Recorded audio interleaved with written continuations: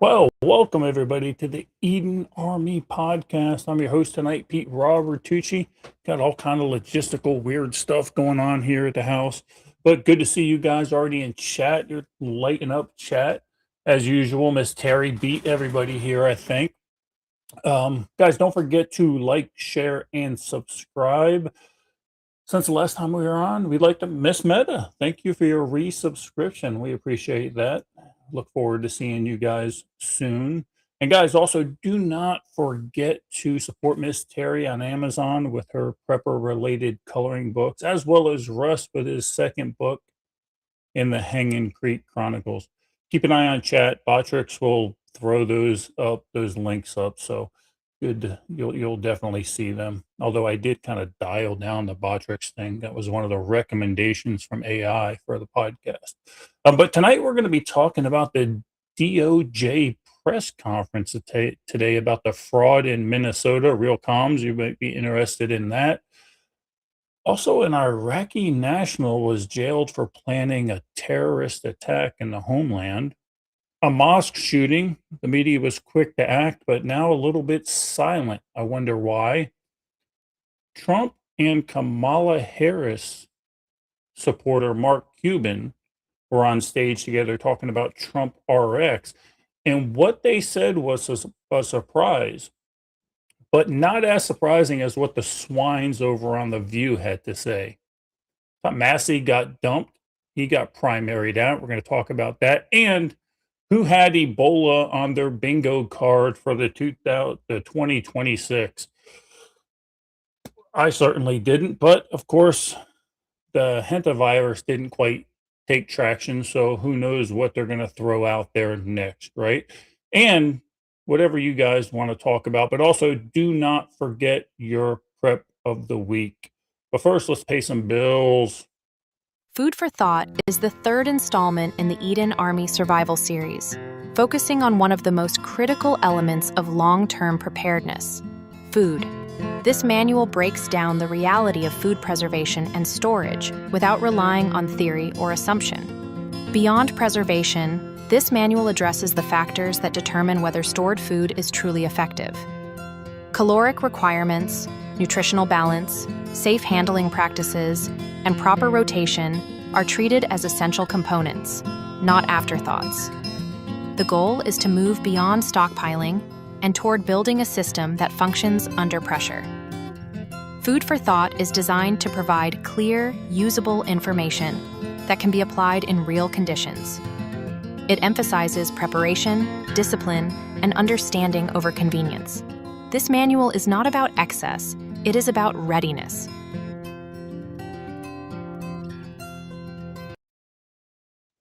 There you go. Pick them all up over there on Amazon. These things are blowing up. Yeah, it's not quite blowing up as much as chat, but they are friggin' blowing up. What's going on, Mr. Russ?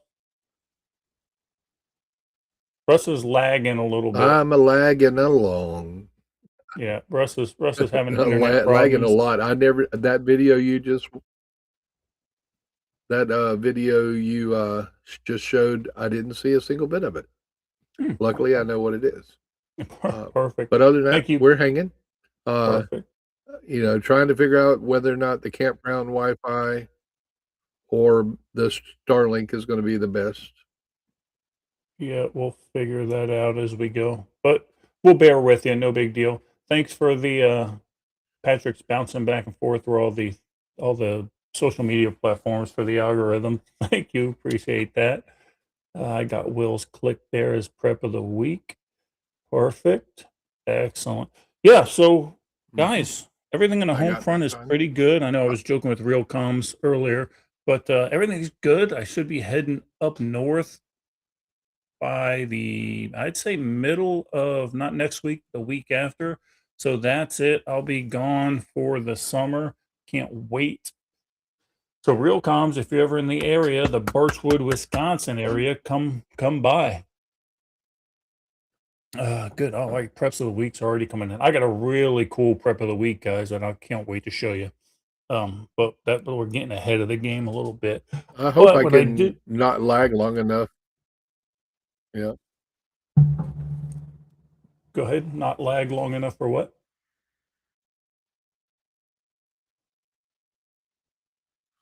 Yep. Dead to air. give out my prep of the week. Right.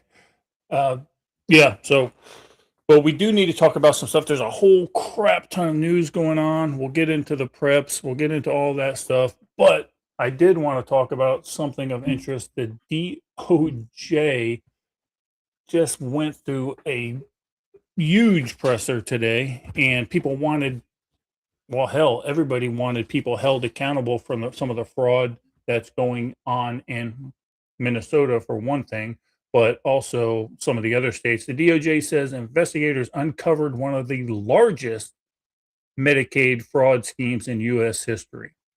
They accused multiple 15 suspects in total, actually, of stealing nearly $90 million through fake autism diagnosis, non-existent patient care, and fraudulent billing tied to what, vulnerable children and disabled patients. This is the left. This is what the left was doing in Minnesota. Prosecutors say taxpayer money meant for healthcare was instead used to buy luxury homes, expensive cars, and jewelry. Watch this clip.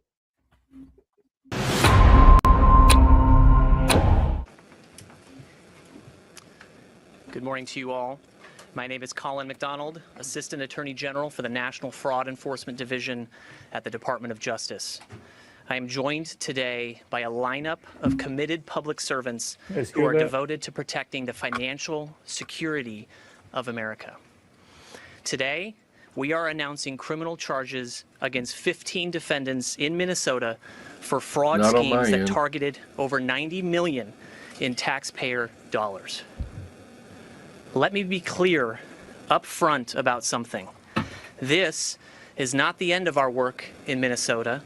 This is not the end of the beginning of our work in Minnesota. This is the beginning of our work in Minnesota. The fraud here in Minnesota is shocking. Our cases today involve 7 different state-managed Medicaid programs that have been systematically pilfered by fraudsters who treated Minnesota-run programs as their personal piggy bank.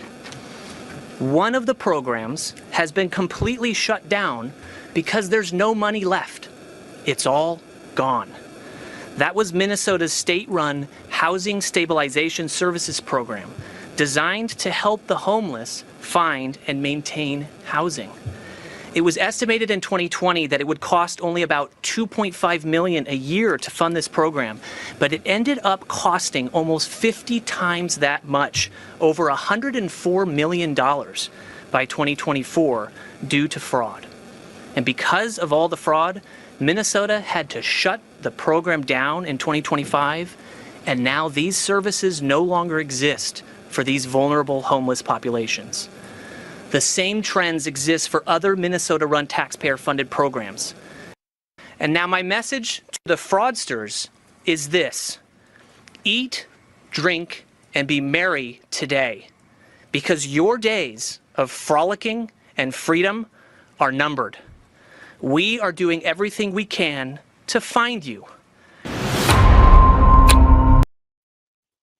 Boy, that old boy looked pissed off toward the end of that. So I said 90 million earlier. It's well more than that. 90 million was just in fake autism treatment fraud. 22 million more was a non-existent patient care, but the patients just didn't exist. Fake Medicaid billing. And you know what's funny is that the liberals are all talking about the high cost of medical care. Well, I wonder why. A fraudulent autism diagnosis scam, patient referral kickback scheme that was going on, and Feeding Our Future, which was one of their programs there to feed underprivileged kids and families $250 million. And there was a disabled patient exploitation fraud scam that was going on. So there you go. That's what's going on with your taxpayer dollars. 250 million plus worth, and healthcare is just so damn expensive. So I don't know. What do you guys think about that? Is anything actually going to happen with it? I don't know. Let's hear about it in comments. They have indicted 15 people, so What did I see from Patrick up here? Russ, I got you on the screen there. Patrick says that FBI announced a major bust. They indicted 5 top Chinese honchos for jacking up all the shipping container rates in the entire world. They apparently are Chinese shipping industry. Now, is that for the cost for transport or the cost of the shipping containers? That's the first I've heard of it. Nick Meacher's in the house. Good to see you, brother. Reverend Finn says Minnesota governor looks like an old heckler's on the Muppet. He does look like that, and we haven't heard much from him, have we? Since all that shit went down, all this fraud and stuff went down. Yeah, they got away. Well, I mean, they're indicted now. Also, I should note that one of the fraudsters that was indicted earlier, two or 3 weeks ago, ended up getting 14 years in prison. So she was apparently one of the ringleaders, and not what I expected. Just a white liberal Karen. Imagine that. So I don't think they're getting away with it. Some people now are the people that made the bulk of the money going to get away with it? Probably, because the people that really are getting away with it are the people that are in Congress, right, for that state, and the governor. Those are the Absolutely. people that are going to end up getting away with it. What? Melissa said Kyle Busch died today.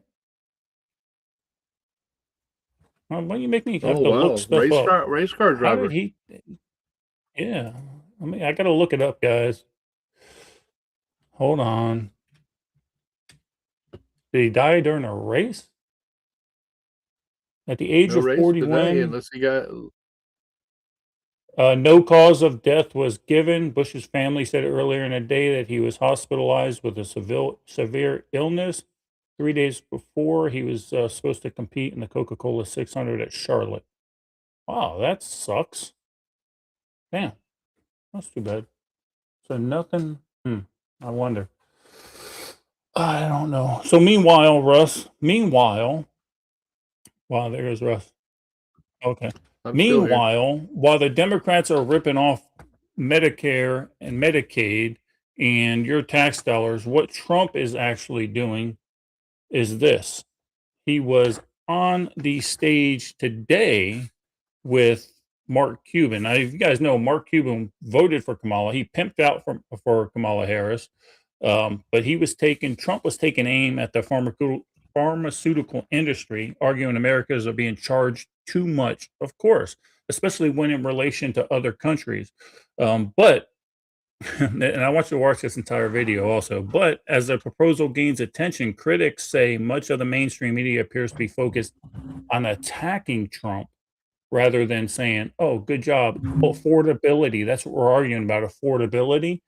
But they're too busy doing crazy stuff like this.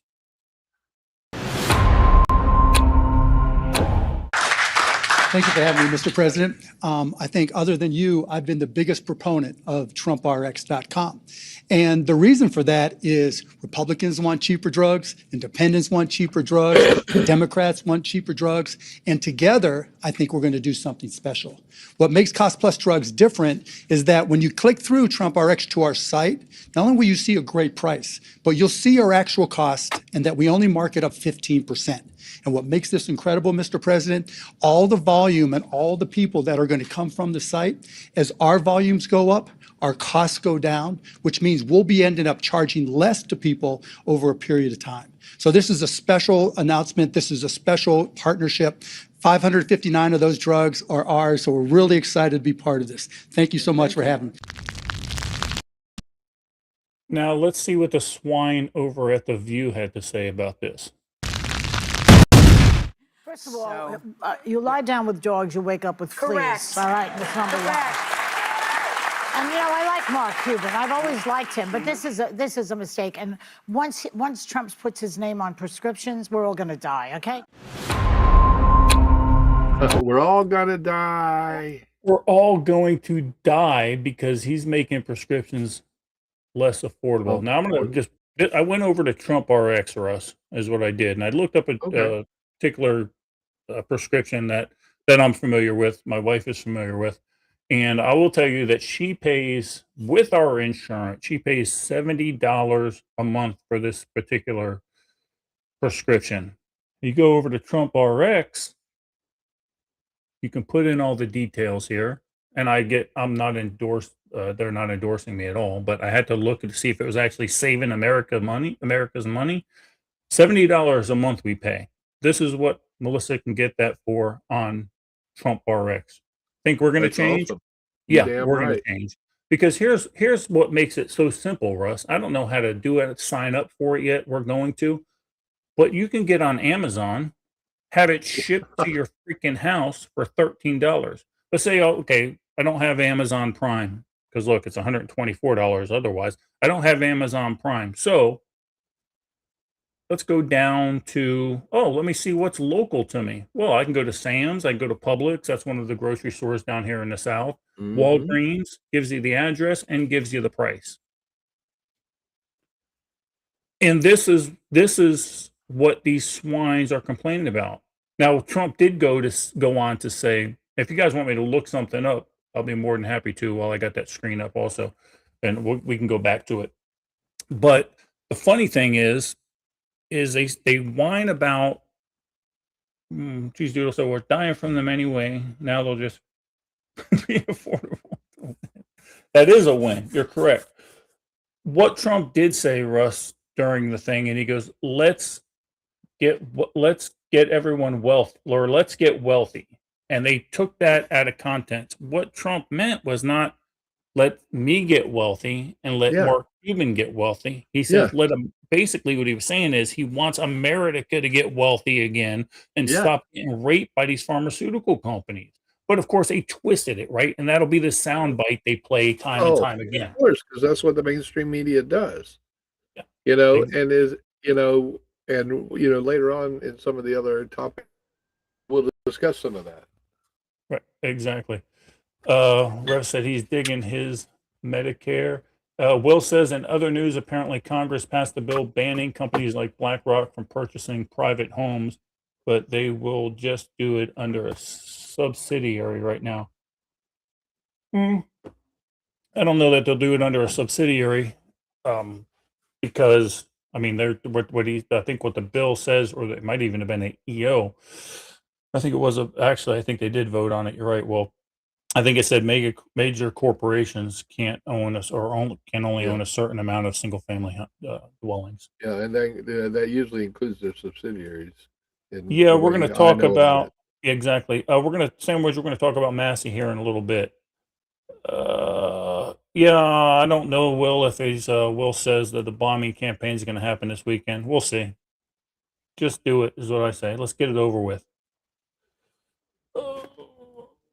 Yeah, Patrick, go ahead and dig into that. Yeah, Tom Massey, we'll jump ahead, guys. Massey is ousted. He was primaried out, so we'll just move along since people want to talk about that. Donald Trump's influence inside the Republican Party may be stronger than ever, regardless of his polling numbers, after another major primary battle ended with a Trump-backed victory. Critics and supporters alike are now admitting that Trump's endorsements continue to carry enormous weight within the GOP, reshaping the party real time. Look, these people didn't stand by. I don't blame them. You could say this is a political retribution, but I don't blame them. These people were not loyal to him, so he primaried their ass out. But the clip I actually pulled for this was from a great source, which is why that's why I had to pull it. But let's run this clip.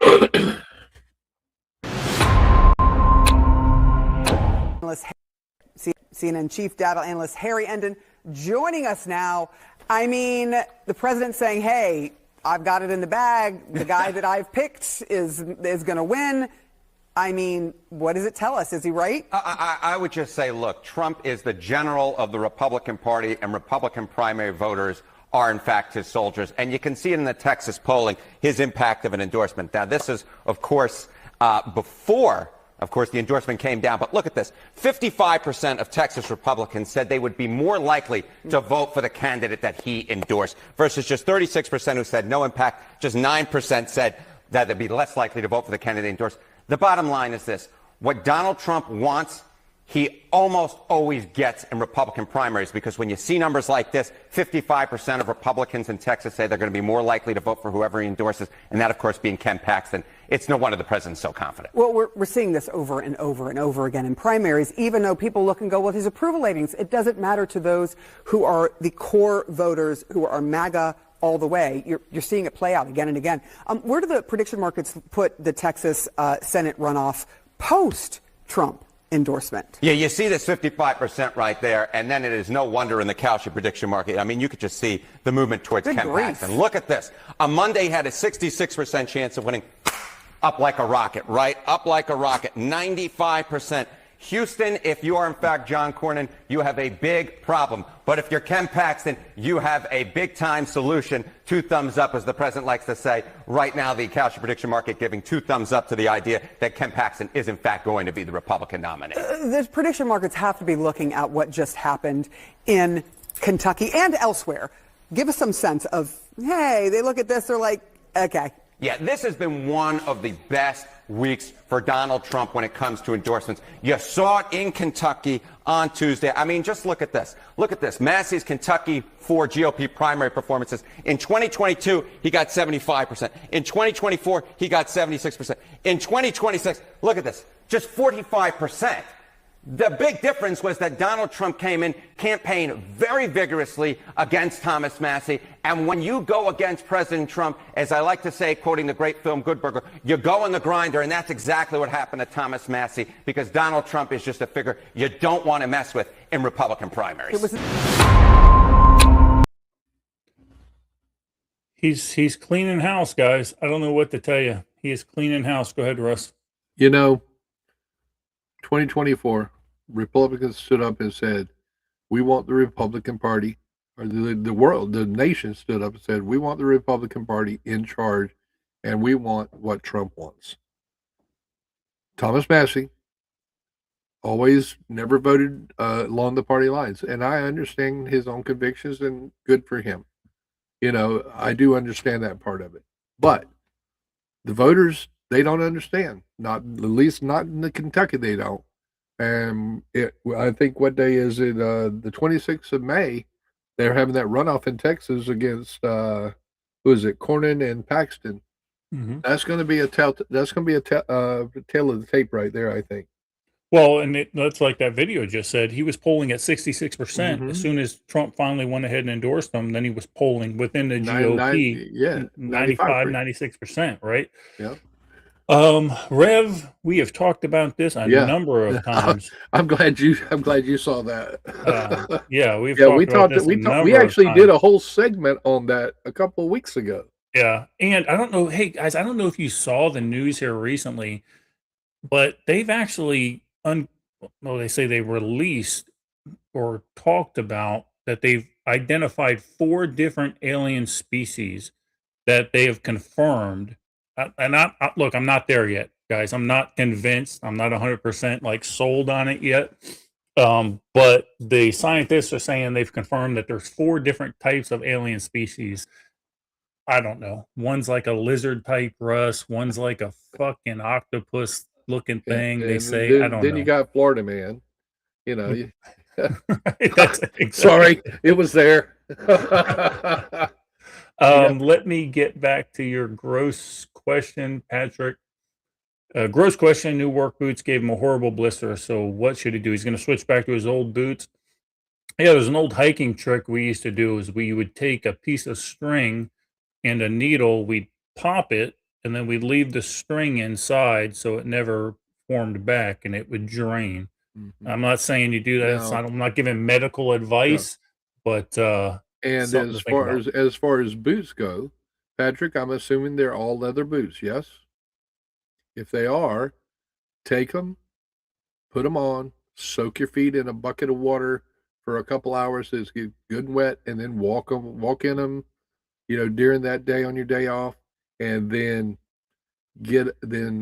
they'll be more formed to your feet. That's what we used to do in the military. Then we had to shine all that freaking salt out of them. Yeah. Whenever I get new boots when I was working out in the field, Patrick, I made sure those dudes were broken in so damn. Mm-hmm. And why even wear them? That sucks when you change new boots. Yep. Moleskin guy. I agree. 100%. 100%. And what's the stuff that you got for Dee Dee? Oh, I don't remember. I know what you're talking about, but I Yeah, don't she remember what mentioned she mentioned it to me the other night. She's up here, and she was working during the fish fry last Friday. So Oh, so she is at Summit this year? She was talking about not going back. no, she's there. She doesn't have a camper yet, because she was borrowing her parents' camper, and then they decided in the off season that they were going to do some repairs to the floor, and then they decided against it, and then they went ahead and did it. So, Yeah. I'm not sure where she's staying currently, but she was working the other night, working her butt off.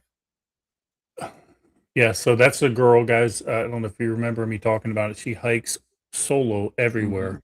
Yep. Appalachian Trail, the Pacific Coast Trail, but she did the Florida Trail hmm solo by herself, 10-pound pack. And she said that actually, Russ, she said that was one of the hardest trails she's Yep. ever done. Well, she's planning to do one over in France next year if she can get the visa. I keep trying to tell her she needs to talk to Jax. Yeah, she really does. Jason, funny story. We had about 7 ducks show up in our front yard today, and I go, if Jason dropped those friggin' ducks off at my house, I'm gonna beat them bloody, because they look just like the ones we had. They were too pretty to be Jason's duck. I don't know. Your internet's holding pretty good now, It Russ. is now. I did a reboot and turned everything off. No OBS in the background. At least I got the sheet covering up all of Teresa's writing utensils. So Patrick says he's gonna buy some moleskins. Yeah, the moleskins are. I'm surprised you don't have those in your kit. yeah, you need to have. Everybody needs to have that in their kit. It's wonderful. It works a whole lot better than duct tape. Take care of your feet, you little asshole. Take the trash out too. Hey, I'll sick Mama T on him. That'll get him. He'll listen to her. Tom Brace, 2-time Tom made it in the house. Good to He see you, is, Mr. and Bryce. I'm Tom. Make sure you put your prep of the week. And Julie, I don't know if you saw it. Real quick, before we go further, how did Roy's surgery go? Hope he's doing well. Baby girl says, Patrick, if you're gonna be dumb, you better be tough. That's Jason says his prep of the week is dropping ducks off at my house. You guys are Well, Tom, funny. list them all, brother, because I know you told me about a couple of them. List them all. Why not? It'll be very interesting, especially considering we know Tom too of everything, Exactly. and we know where he was this past weekend. Russ, is probably going to be a long night for me tonight because Miss Melissa got her Wisconsin bartending license. I don't know if you know that or not. I knew she was studying for it. So the problem tonight, she decided now she's going to practice making all these different drinks. So I just finished one old fashioned. Apparently, this is a Wisconsin old fashioned with some type of seltzer water or something. So Yeah, like at Summit they actually use squirt for a little sweetness on it. correct. And it's usually pretty good. And then she gave me another one. So this could be a long night. If I pass out in front of I'll the just camera, I'll shut it down. appreciate you. It will be a shit show. Won't be the first time, won't be the last, brother. Melissa, I like the first one better, by the way, if you're still viewing. Okay. Back at it. Back to work. Back to work. Back to work. So guys. let's see, we skipped. We skipped the Iraqi and the teen shooter. So let's delve into that Iraqi thing. I hadn't heard about that. Oh, he finally got home today. Surgery was Monday. Couldn't do everything. Laparoscopic, had to reopen the big scar, but he's home. Oh, Awesome. he's had Yeah, he had surgery before. Yeah, remember when it was actually during Hurricane Helene, he deployed himself up that's there to help, and then he had the ulcer or whatever it was burst. And so they were going in to repair some stuff there, I believe. And correct me if I'm wrong, Julie, of course. Well, Julie, I personally, I think you're just working the man too hard. So you need to tighten up a little bit. Speaking of old fashions, Rev says Charlie Barons. Charlie Barons, if you don't know who he is, he's not a podcaster. He's a comedian that does clips on all the social media platforms. But he does all things about Wisconsin. Funny as shit. Rev says he has a video on how to make up. Now I don't like brandy, is the problem. Mm-mm. So I always No. go to whiskey. Oh yeah. When I went up to Summit Friday night when we got here for the fish fry, and they're like, "You want They were like, "You want an old fashioned?" I said, "Absolutely." What do you want it? How do you want it? I said, "Woodford." They're like, "Awesome." Yeah, It exactly. was just regular Woodford, but it was still very, very good. Miss Melissa says Wisconsin's always better, of course. Well, we'll be there in a couple of weeks, love. So Cannot wait. I could hardly get you to indulge while you were there. Don't tell me you were going to sneak drinking in the garage. He's talking about him and Mike, FIB. Mike doesn't drink too much, does he? He's all business at these things. Yeah, he does, but he got a little corrupted because he was actually in your spot, I think, or near it, and actually, he was in the spot that you had initially reserved, and he, that puts him a little close to the bourbon, and then of course we had the 8 quarts of moonshine that were there, and it was a good time. Miss Melissa must be mad at me. She's using my proper name. Yeah, yeah, no brandy for Peter. I'm sure I did. Well, something. She does call you Peter very good. Yeah, quite a bit. Let's see here. Okay. You got that one. Okay, Yeah, so you're good to I'm star those. thus far. I'll Okay. keep starting them as they go. All right, moving on, folks. An Iraqi was jailed for terrorist activity on the homeland. Federal authorities are now warning about growing concerns tied to Iraqi nationals allegedly connected to extremist networks operated inside the United States. Investigators say the case raises serious questions about border security. Yeah, no shit. Vetting of our aliens coming through the border and whether potential threats are already inside the country. We know they are because we did that podcast, right? We talked about that already. But here's the clip.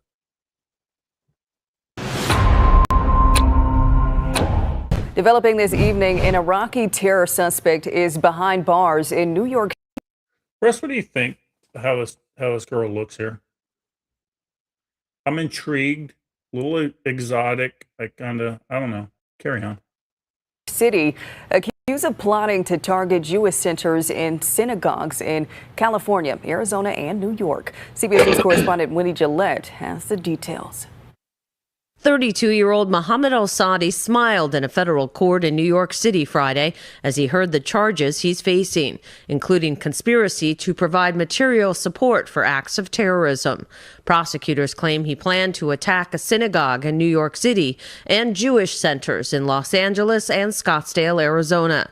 He was arrested in Turkey and extradited to the U.S. after allegedly hiring an undercover agent to help carry out the attacks. A criminal complaint says last month al-Saadi sent the agent photos and maps of the Jewish centers in L.A. and Scottsdale, agreeing to pay $10,000, then following up with a $3,000 down payment in cryptocurrency for the New York attack. Plain and simple, he was targeting the heart of our Jewish community. Al-Saadi is also accused of helping to carry out 12 attacks in Europe, including on a synagogue and Jewish school in Belgium and the stabbing of 2 Jewish men in London last month. Prosecutors say he's a commander of Kataib Hezbollah, an Iranian-backed terror group affiliated with the Iranian Revolutionary Guard. A picture on Snapchat shows al-Saadi with Qasem Soleimani, the former commander of the Revolutionary Guard, who was killed in a U.S. drone strike in 2020.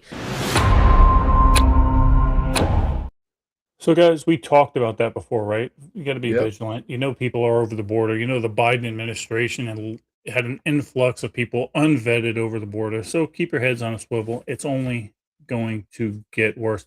Tom Bryce was talking about getting back at the mayor. Russ, what are you talking about? He's talking about getting back old Mr. Griff.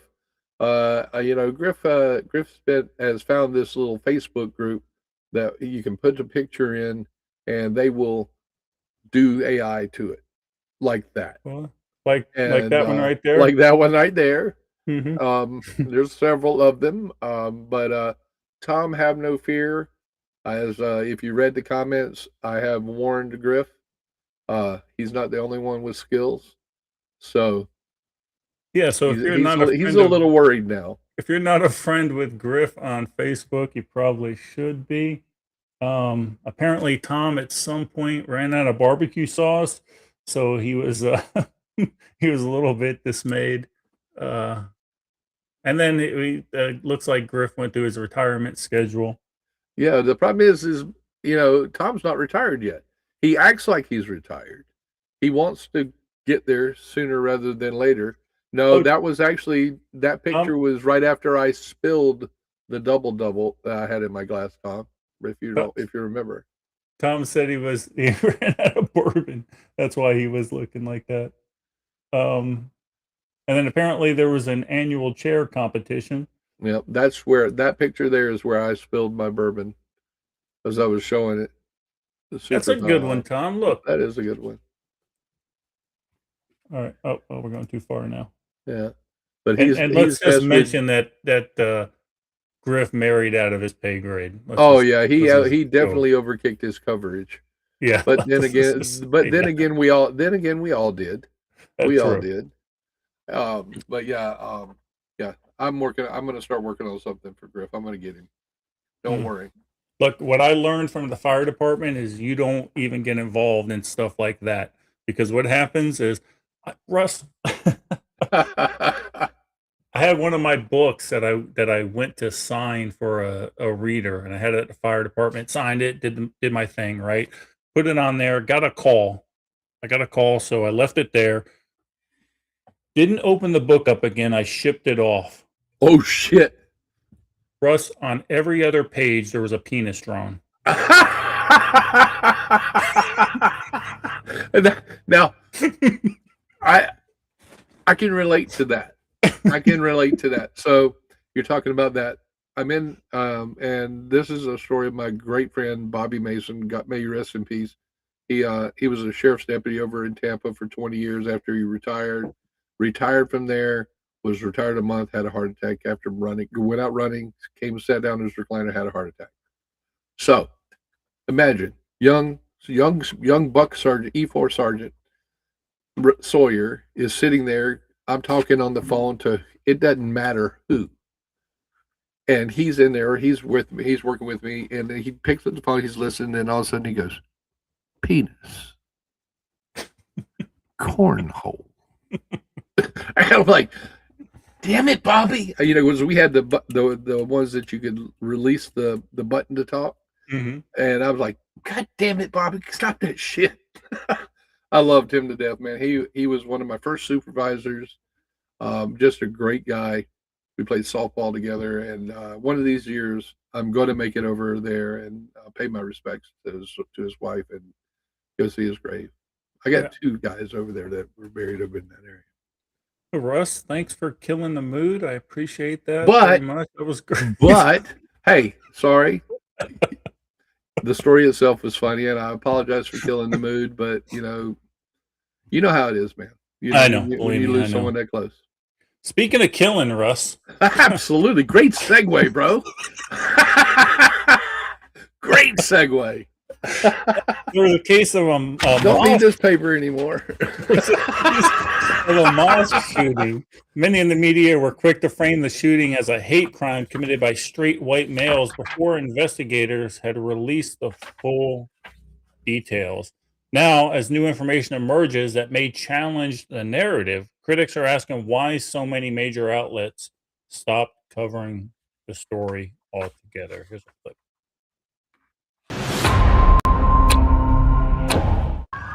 Less than 24 hours after the deadly shooting at this mosque, investigators say the case is still rapidly expanding. At San Diego Police Headquarters today, the FBI revealed agents have already executed 3 search warrants tied to the teenage suspects. During those searches, we found and seized numerous firearms from 2 of those locations, including numerous pistols, rifles, shotguns, ammunition, tactical gear, as well as electronics. In addition to the weapons found, investigators are also searching through phones, computers, and online communications after learning the two suspects met online. They're now looking at whether anyone else may have helped plan or encourage the attack. If there's anybody else involved, either encouraging them or providing them with some sort of, maybe intelligence on the mosque, that's something that they'll look into. Police are also investigating how the teenagers got access to the weapons used in the attack. The guns were not registered to these individuals and belonged to the parents of one of the individuals.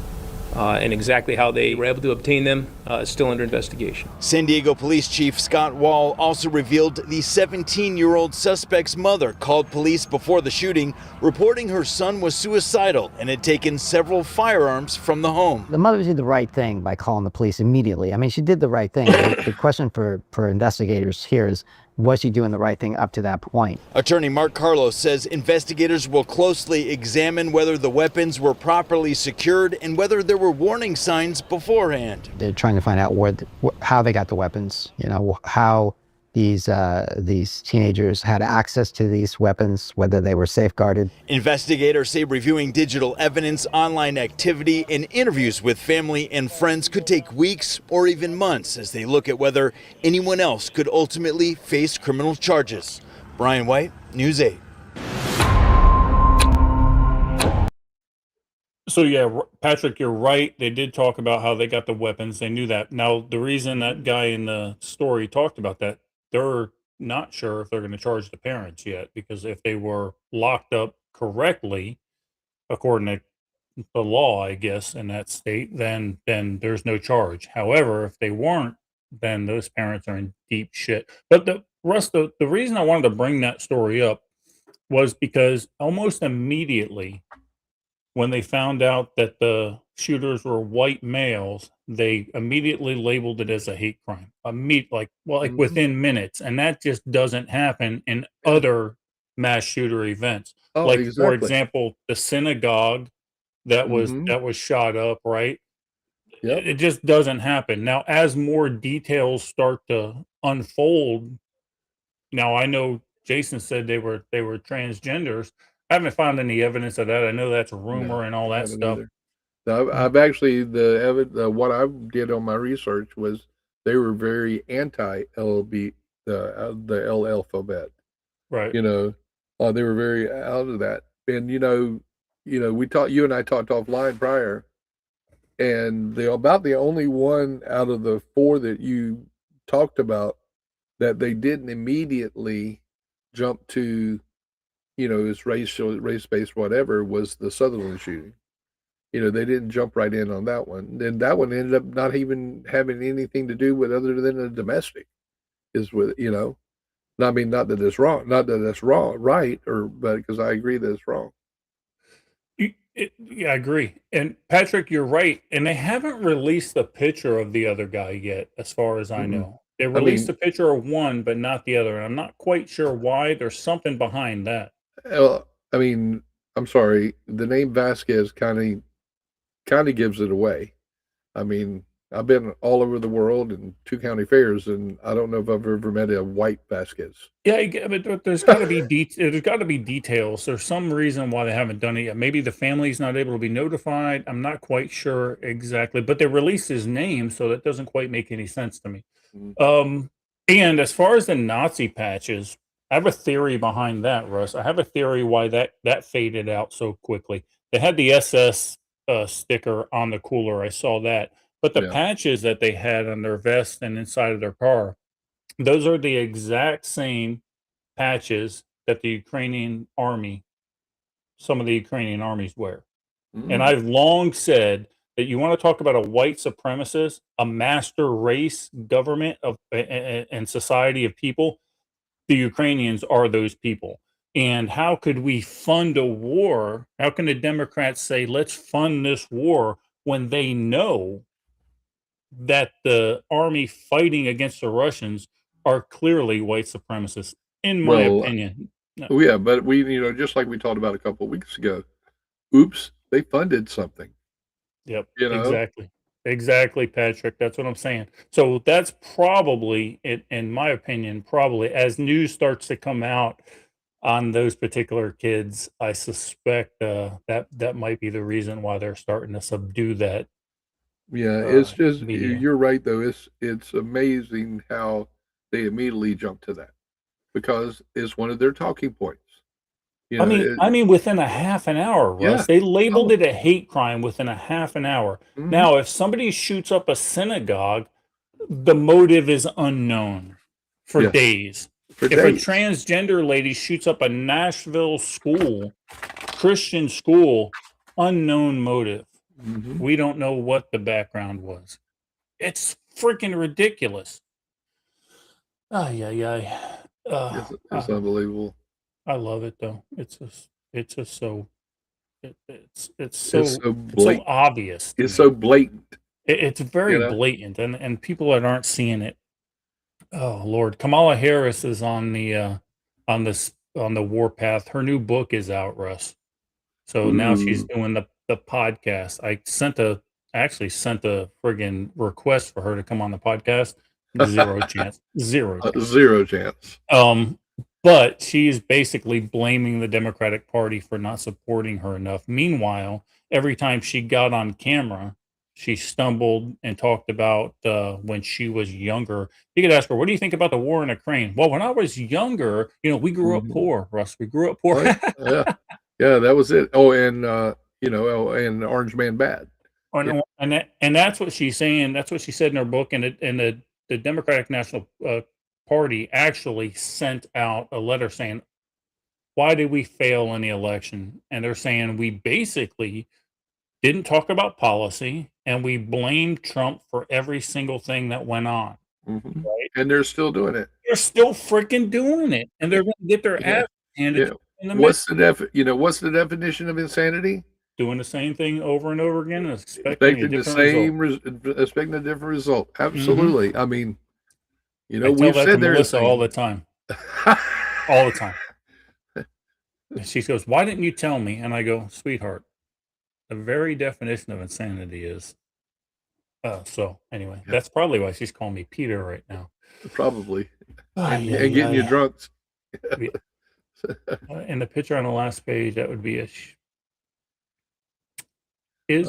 oh God, is her picture on the last page, that would be a shitty ending. Rev says, Rev, I don't know what to tell you, brother. I can't.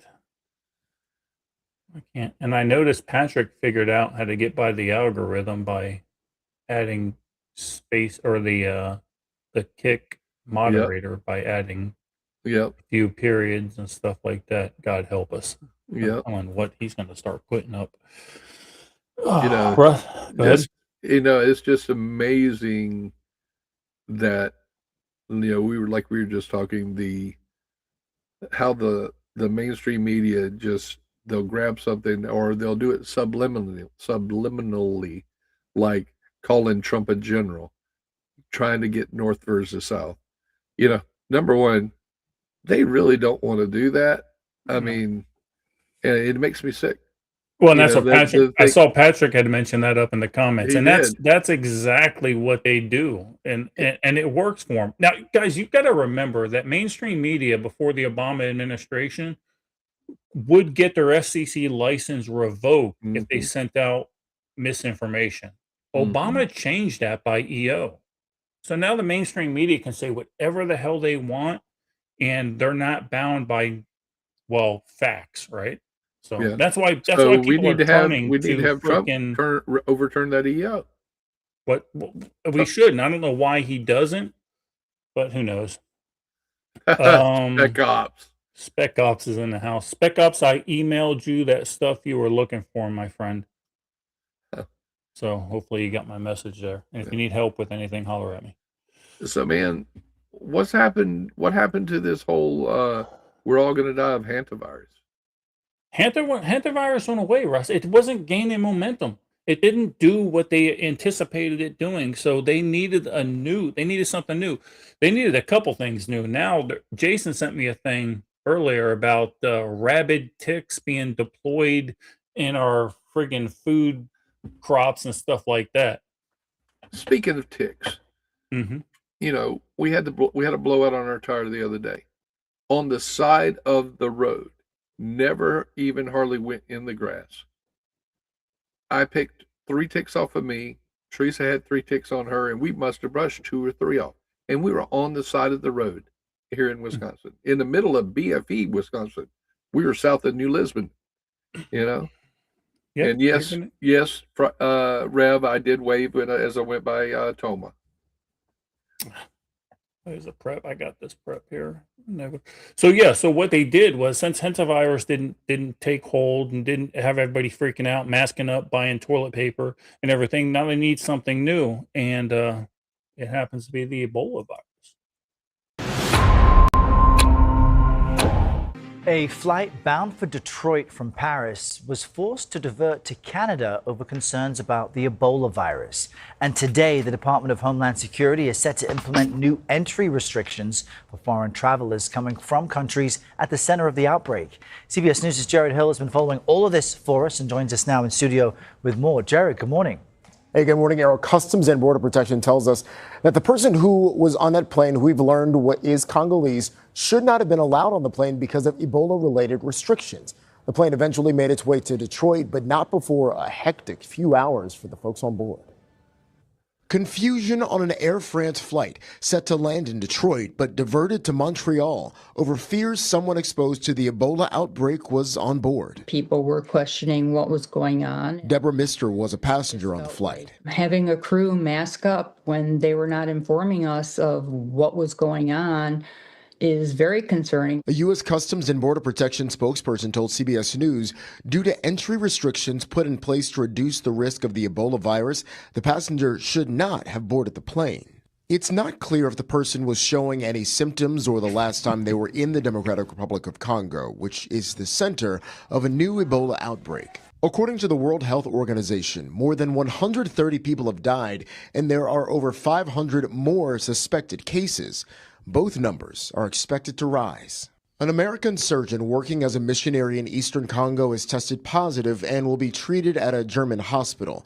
His wife, a doctor as well, and their 4 children are also headed there. They're set to stay in a special isolation ward. Another American doctor has been taken to the Czech Republic. The World Health Organization met Wednesday. The situation is a public health emergency of international concern, but is not a pandemic emergency. In the U.S., today, new restrictions take effect for foreign travelers who've been in Congo, Uganda, or South Sudan in the past 21 days, an attempt to contain any possible spread. The U.S. says that it's funneling people coming from those countries through Washington Dulles Airport in Virginia, where they are surging public health resources. Yeah. Is it just me, Russ, or does anytime the World Health Organization even says anything, do you just shake your head? That they have no credibility with me anymore. They have none. And Nick said so in the comments. He goes, "What is interesting that it used to be that any suspected infectious disease like that would get diverted immediately to Atlanta, as that's where the CDC main facility was. And now, doing the research again today, for the ones that came off the cruise ship, they are being sequestered and quarantined in the middle of Nebraska, which, I guess for safety purposes, that's pretty decent considering the population is like 20 per town in that area. But, that's where it's at. But what kills me is the initial, oh my God, it's another pandemic. But then you got the rest of us going, yeah, what? We're doing this again? Right, exactly. So this is what I said during the COVID fiasco. I said COVID wasn't that bad, but they blew it out of proportion so badly that when something comes along that's real, we're not going to believe them. Exactly. It's not going to happen. We're not going to believe them. So, yeah, it was all over social media, during the hantavirus incident in the cruise ship. And because, as Americans, a lot of Americans take cruises. So they were concerned. And it was a little bit of mild hysteria. But once they came out and said, no, it's controlled, it just kind of went away. And then, Ebola, they're like, oh, Ebola again? Okay. Exactly. What's next? Like And you said earlier, what did you have that on your bingo card? Exactly. Got aliens, Ebola, everything else. You're right, Ramona. It's a cry wolf syndrome. Unfortunately, something's going to come along sooner or later that's going to be real, and us anti-government. I say anti-government with policies, anti-government policies. Let me straighten that right up. Or we're not going to believe them. They're going to stick up. Yeah. Patrick said, Patrick, there's actually I've learned this from being in EMS over the years. What you have to do, and this is my plan when shit hits the fan, you have to get completely naked. And you have to you need to stockpile your own poop, and you need to start chunking poop at them like you're a friggin' monkey at the zoo. Yeah. Right. There's no race, creed, religion. They will all run frantically. You just chase them, you smear poop on you, and you run after them. And I promise you, everybody will scatter. That's funny. That's true. Patrick says, I don't believe anything they tell. Let me see here. I don't believe anything they tell me never did. I did at one point. I did. I was actually a Democrat when I first started dating Melissa. Believe it or not. But then Put an Alka-Seltzer in your mouth. Then I grew up. Put an Alka-Seltzer in your mouth. That's funny. Let me try that. I might put that in my book. That'd be kind of cool. Definitely going to put the naked poop throwing thing in there. I think I'm going to have Lakin in the Eden series do that. And in all honesty, though, you say Lakin, but I can see Lala doing that. Yeah, well, but Lala would actually shit himself. Yeah, right there, just randomly. Yeah,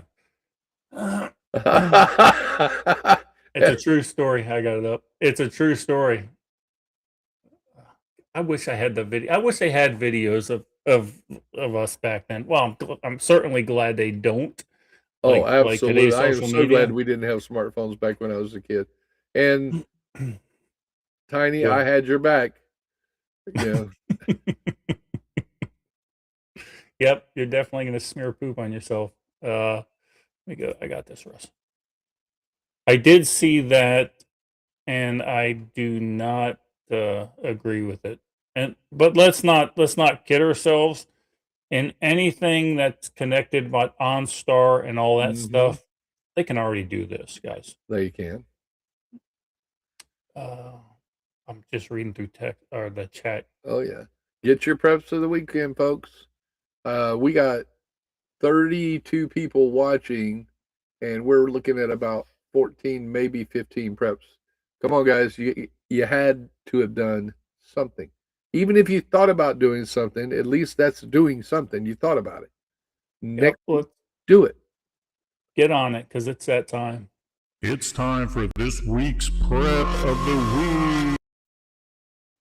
I'm going to start off, Russ. All right, you start off. You guys are going to dig this. And actually, I didn't even buy this. Miss Melissa did. And I repurposed it for a tactical purpose. This is an endoscope. It's a camera. Nice. And her original thought process was I could look down inside the gopher turtle holes and kind of get a little intel on them, right? But then I informed her that would be molesting the turtles and I could get a $20,000 fine. So I would definitely not do this. However, what I was doing today is I was taking this little camera that plugs right into my phone, and I was seeing if I could look around corners without breaking the 90. Nice. And then I said, well, if I can do that, let me look under a door before I open the door to see if I you should be able to do that. It worked brilliantly. $35 on Amazon, hooks up to your phone, and it has a tactical purpose. That's where I'm at with my prep of the week. What you got, Russ? All right, so let's see, what do I have? I got a couple things. I mentioned this a couple weeks ago, and I went and picked up one of the chest rigs that you had talked about. So getting ready for you to get up here. But my number one prep of the week is this little thing. Okay. As a lot of you know, Teresa and I had a blowout on our tire on the camper on our way up here. And what this does, it sits on top of the bottle jack. This is rated for an 8-ton and a 12-ton bottle jack. It comes with the little adapter, just like so. And this fits on the axle. So you don't have to worry about that little bottle into the bottle jack, maybe slipping off. Fits right there. I 100% recommend this to anybody that has an RV or tows a trailer, because when you're sitting on what is that highway going up to New Lisbon? But it's 2-lane divided 4-lane. 53. And what is it? 53. You're on 53, or you're on I-95 or 77 going through Charlotte, and you got 50 million people coming by you, to include tractor trailers that try to get over but they can't or just don't. And it has that camper just swaying. It's a little disconcerting when you're underneath it, trying to set the bottle jack and crank the bottle jack up. So they were, I can't remember how much they were. I bought them off of Amazon. They got here today. 100% agree with that. That's my number one prep of the week. That's a good prep. Patrick 7, no eye contact, and as long as it's just a pinky. All right. Let's see what we got. Russ, you do the first one. You want me to pop them, or you? Yeah, you pop them up. Okay. And I'll keep marking any. Will says he's stocking up on drinking water. All right. Good idea.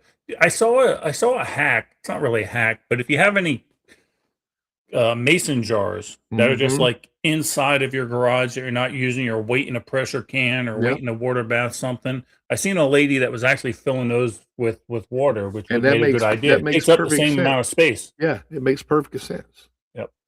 Let's see. Battle Gnome says he long overdue radio reprogramming. Good. Need to get with the real comms since you guys are radio guys. Russ, here you go. And before I read this, Tom, I will get you that information tomorrow in regards to some radios. Charlie says he freeze-dried strawberries, bananas, and pineapples. All are absolutely tremendous freeze-dried. I've never had luck with pineapple. I don't know what the hell it is. I think I used canned pineapple. Well, and that screwed me up. Yeah, canned pineapple, you got to rinse it really well because it's got the heavy syrup, just like doing like fruit cocktail. You got to rinse it really well.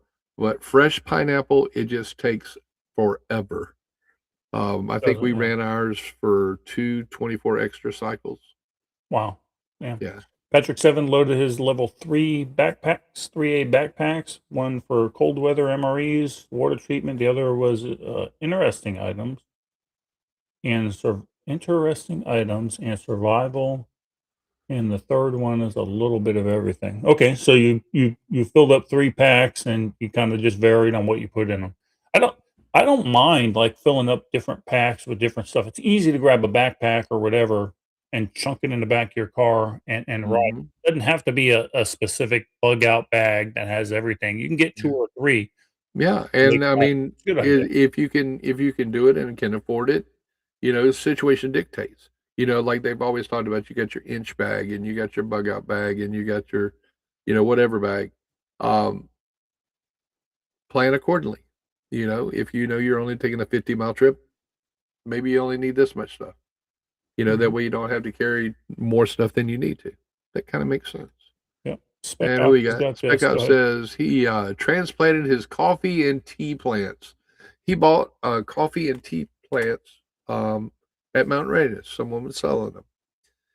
Is that has that coffee plant going to? He's going to have coffee beans. Does it? Talking with him about it. He's going to have to keep that in his greenhouse. Okay. And the tea plant is where it can do its thing. Is temperate, climate ready for where he lives. Gotcha. So, Miss Julie, let that man rest and take care of him. Treat him like the king that he is. Russ? Rev says he went to the range, but is closed due to an earlier forest fire. Also bought more food. I love Absolutely. That. Good deal. Two of everything. Tom says he bought 2 Vortex tripods so he can shoot coyotes up at the farm. Outstanding. He did a really good, he did a class with me for like 3 days. Tom, sorry, I don't want to talk your business, but from where he started to where he ended after the third day was freaking night and day. It Oh, was amazing. absolutely. I mean, we were there on day 2, and he was doing extremely well. Mm-hmm. Let's see here what we got here, Russ. He drone training for 4 days, and he may have bought 2 drones. Oh, for the love of God! I'll tell you. Well, I don't know if he might be bringing them with him when he comes up to Wisconsin. So I know one of the ones that he bought. I have actually seen that one when I stopped at Byron's place a couple years ago. Actually, after our first trip up to Wisconsin, and I know which one he got, and I was like, wow. Tom again says he sighted in scopes and learned how to sight in thermals and shot some coyotes and foxes over the weekend. Yep. Outstanding. Where'd you did that on your property, Tom? No, this was actually up at Byron's place. And he got to shoot some with Byron's son, who is on the marksmanship team in the military. Oh, that's cool. So they took him out. Yeah, Russ. Susan says she prepped some more work in the gardens, more raised beds going in, used a pace plan last night when my dryer went out, LOL. Had a clothesline up in the house in less than 10 minutes. Outstanding. Good deal. What would be the emergency one? Just FYI, I'm just curious. Primary is the dryer. Alternate would be the clothesline. Contingency, I guess, would be clothesline outside. What would be the emergency one? Just ring them as good as you could, I guess. I don't know. I don't know either. I'm a fan of the old school clothesline. I don't know. I told Melissa I wanted to put one on our property up in Wisconsin. Oh yeah. And she absolutely 100% will not let me do that. Well, considering we saw a mama bear and her cub yesterday, day before, right there on right of way. Yeah. I ain't worried about that. Not a prep of the week, but this is something that we certainly can do. Cheese doodle. And as a matter of fact, if you want to write that scene, I will help you do that. This is real comms. Says he found a new mobile command. Oh shit. New mobile command center. Picks it up tomorrow. Then I need to prep it out for travel. You'll have to let us know what you got, man. That'd be interesting. That's freaking awesome. Yeah, pictures or it never happened. Yeah. So my question, go ahead. I know you before we go on, you said P7 in the Eden book. Mm-hmm. He's a lot closer to Birchwood. Yeah, that's a good point. That is a good point. Yeah. So Jason says he laughed at Pete for buying 32 cases of bug spray. He So did. there's obviously a story behind this. Because my buddy Jason, God love him. He said he's on the internet constantly, and he's worried about every single scenario. He says he's not worried; he just wants to be informed. I understand that, but so he sent me the box of tick things, and I go, look, and every time he sends me something like that, I go, what are you going to do differently? He goes, nothing. I just want to be informed. I go, then stop. Get off the internet. Stop. You're going to have high blood pressure. Right? Just stop. So that's the backstory there. Here's Kelly. So Realcom says he bought an Airstream. Oh shit! Nice. Kelly says he bought Seals It vacuum lids for number 10 cans.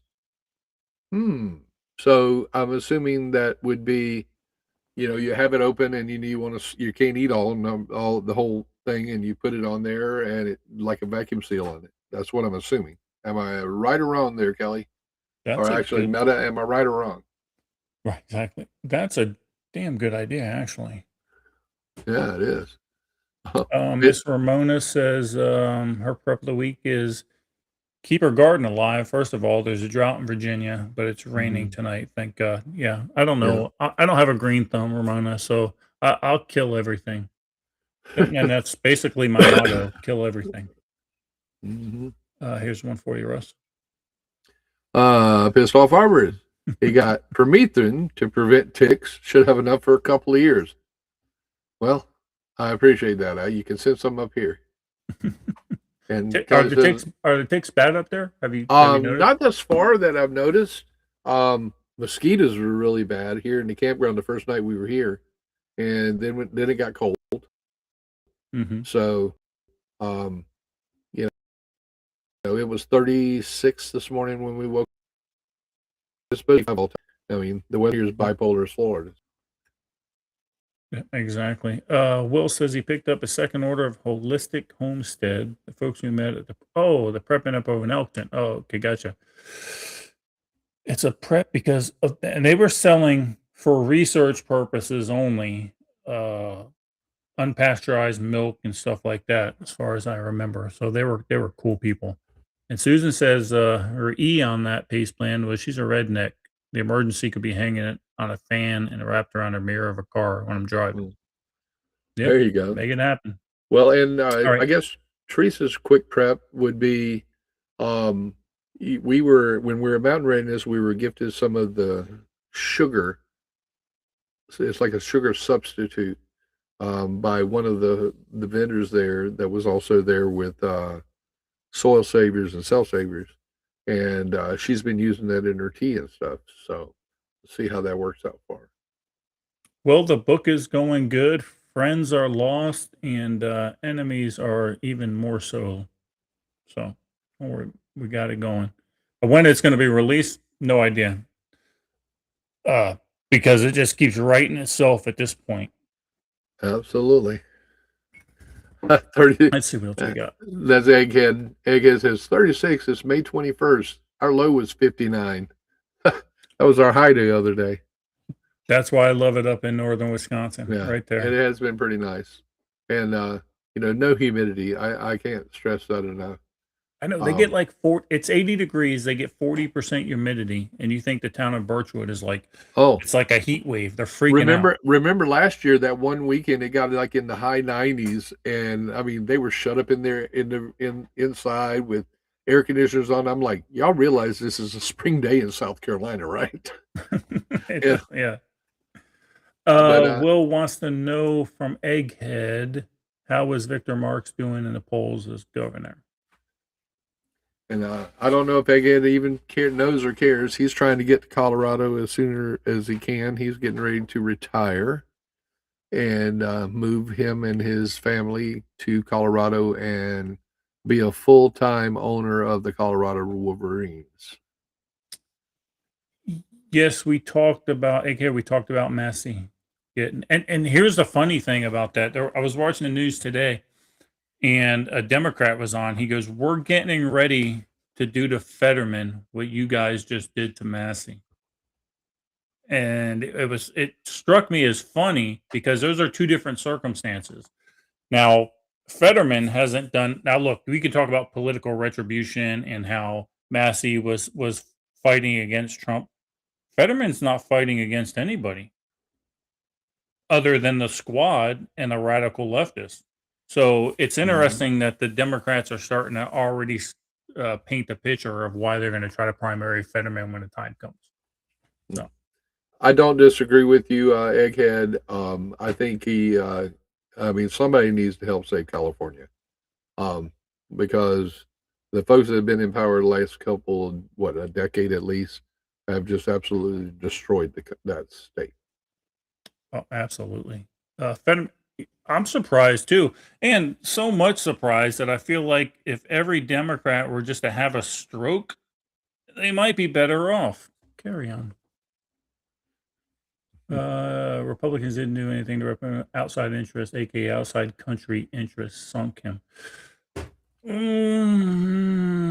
I'm not 100%. Well, interesting you should say that, because what he's alluding to is he's saying that because Massey was so anti-Israel, that those outside interests affected him. I don't think I agree with you there. I think his button heads. Honestly, I think his button heads with the Trump administration in the first go around over the Epstein files is what ended up doing him in. Which I don't quite understand because there has been zero evidence so far that Trump is in any way guilty of doing anything in the Epstein files. What do you got? So Spec Ops Viking is not also known as Not Russ. That is Not Russ. And so Teresa and I actually got to meet Not Russ's wife this past Mountain Readiness. And so I just friended her on Facebook just the other day, and he's telling me, she said hi. Gotcha. Got to get that shirt made. No, Patrick, I did not. I mean, whatever. Look, whatever your freak is, I get it. I understand. If that's what you want to do, if you're a politician, groupie, have at it, brother. I don't ask, don't tell. That's my policy. Yeah. I mean, look, I hang out with Jason, and I know he's flaming. So I'm good.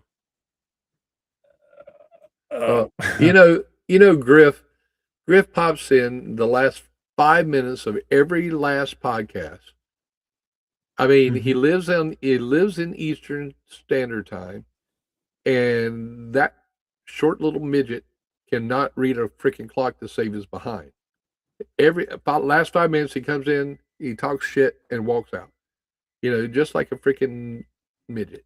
Well, and the funny thing is, we've been talking about him all podcast, so Exactly. he's going to have to go back and listen to the damn podcast anyway. Exactly. All right, Russ, you know what time it is. Lead us out, brother.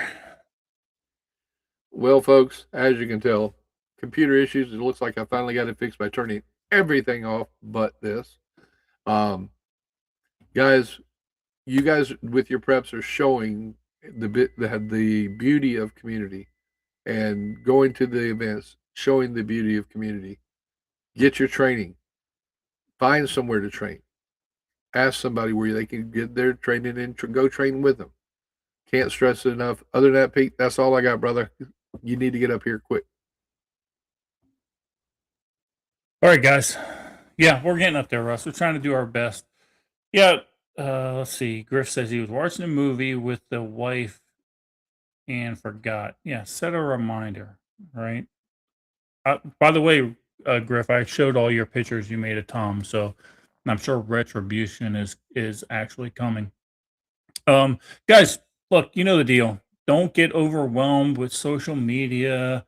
Look, don't worry about how the world's going to come to an end. It doesn't matter. At the end of the day, just get ready. Be safe. Can't be safe. Oh, shit. It'd be dangerous. Thanks for watching the Eden Army Podcast. Don't forget to hit that like and subscribe button. And remember, be safe. Can't be safe. Be dangerous.